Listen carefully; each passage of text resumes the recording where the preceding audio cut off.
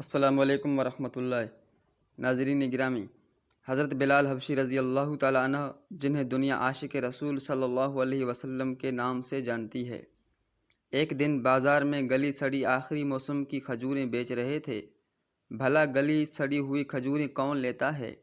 بھوکے پیاسے آوازیں لگا رہے تھے، کوئی ایسی گلی سڑی کھجوریں لینے کو تیار نہیں تھا۔ حبشی نسل کے، بال عجیب، ناک موٹی، رنگ کالا، پاؤں چوڑے، کون ایسے دکاندار سے خریداری کرتا ہے؟ پریشان حال حضرت بلال حبشی رضی اللہ تعالیٰ عنہ سر جھکائے کڑی دھوپ میں بیٹھے ہیں۔ پاس سے گزرتے ایک شخص نے طعنہ دیا کہ جس طرح خود کالے اور سڑے ہوئے ہو، ایسی کھجوریں بیچ رہے ہو۔ یہ بات حضرت بلال حبشی رضی اللہ تعالیٰ عنہ کے دل پہ ایسی لگی کہ دل چکنا چور ہو گیا، آنکھوں سے آنسوں کا سیلاب جاری ہو گیا۔ پاس سے گزرتے پیارے نبی حضرت محمد صلی اللہ علیہ وسلم نے دیکھا، پوچھا، بلال رو کیوں رہے ہو؟ حضرت بلال حبشی رضی اللہ تعالیٰ عنہ نے سارا ماجرا سنایا۔ پیارے نبی حضرت محمد صلی اللہ علیہ وآلہ وسلم نے آواز لگائی، اے لوگو، یہ جو کھجوریں ہیں، یہ عجوہ کھجوریں ہیں، کھجوروں کی سردار ہیں، دل کے مرض سے بچاتی ہیں، دل کو قوت دیتی ہیں۔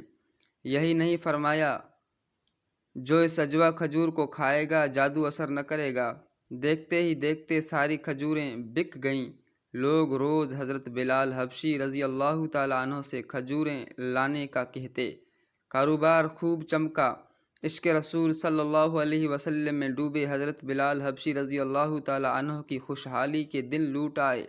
بلال حبشی رضی اللہ تعالیٰ عنہ کی کھجوریں نبی کریم صلی اللہ علیہ وسلم کے صدقے بک سکتی ہیں تو ہمارا بھی کوئی درست نیت سے کیا ہوا عمل ضرور قبول ہو جائے گا۔ ایسے واقعات سے ہمیں سبق ملتا ہے کہ کسی کی ذات، قبیلے اور رنگ، نسل، زبان، ثقافت پر طعنہ دینے سے گریز کریں۔ بے شک اللہ کے نزدیک انسان کی فضیلت صرف تقوی کی بنیاد پر ہے۔ کسی کی دل آزاری کرنا بہت بڑا گناہ ہے، کیونکہ دل وہ کعبہ ہے جس میں خدا بستا ہے۔ اللہ رب العزت ہمیں عمل کرنے کی توفیق عطا فرمائے، آمین ثم آمین۔